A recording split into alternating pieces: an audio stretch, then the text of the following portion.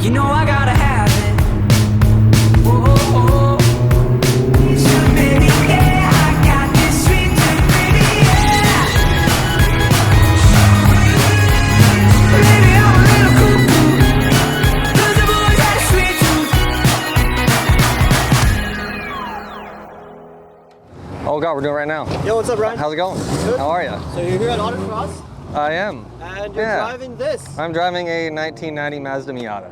Sick. Yeah. So tell me about it. It's, like I said, 1990 Mazda Miata. It's been in the making for a while now. When I first built it, it was pretty much designed for, like, I guess, show car purpose, but I'm kind of making the flip into the track world.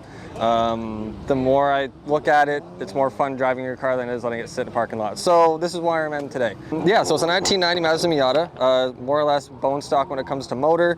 But suspension-wise, a lot of it's pretty much been overdone. There's some things that you got to change as well. I'll kind of take you around the car a little bit. Obviously, there's a lot of cosmetics done. It's running a not authentic Rocket Bunny kit. I don't want to spend that much money on fiberglass. But let's just say Rocket Bunny just to get the point across. So it's running a Rocket Bunny just to pull the track width out. It looks nice. I like how it looks. I have sequential turn signals as well as daytime runners, a bit nicer than these stock ones. Mike is getting in the way. Cut to that. So for wheels wise, I'm running Rotogrid Classics. They're 15 by 9, 225, 50, 15. They're pretty thick for a Miata. I'd like to get a change the tire in the future to something a bit more sticky, like a 200 tread wear. Some of the guys here are recommending some tires that work really well.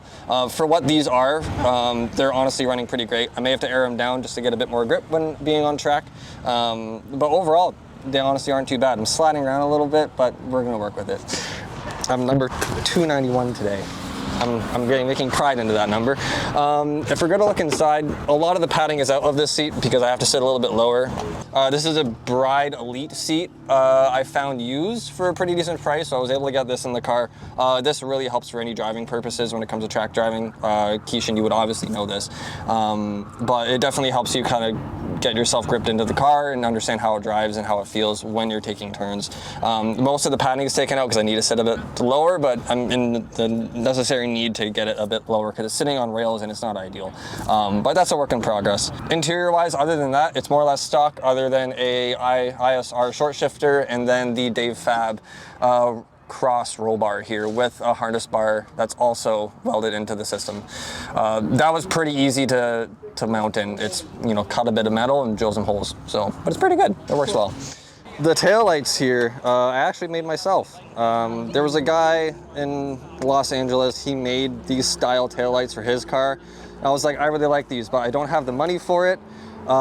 So I decided to talk with him a little bit and I 3D modeled my own. So I made it myself, and then I got some Diode Dynamics halo rings as the lights itself. I personally love how they look. It looks like a GT car. I think that's pretty sweet. So yeah, I did those myself. It's got a finished panel, a garage area finished panel. It's not authentic. A lot of this car is not authentic, but I'm perfectly fine with that. Exhaust wise, it's running a Raceland header. And then from there, it's kind of custom because I bought a ISR catback. And then from that, I took that mid pipe and I was able to cut it up, throw in a resonator and then a catalytic converter. And then I got a diffuser as well. I think it's a diffuser from R Theory. It's their version 3. Got it used. It was a little beaten up, but I was able to refinish it and make it look good. And I guess help us with a little bit of downforce and getting the air out of the car underneath. So if I were to open the engine bay here, not too much done. It is a stock 1.6 motor, short nose crank. They're not ideal, the short nose. They're known to have issues. I live with it.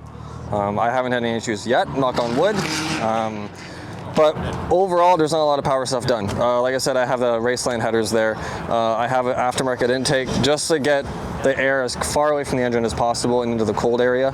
Dave Fab catch can, coolant tank, radiator panel, just to keep the air from coming up inside the engine, to keep the radiator cool. And then other than that, it's pretty much stock. It's nothing too fancy. So it works, it drives, I beat the shit out of it, and I'm happy. That's pretty much the car. I'm about to get back on track. I got a couple runs I got to get in today, but if you'd like to come along, we're gonna go get in the passenger seat and we'll give this thing a little rip. We'll see how fun.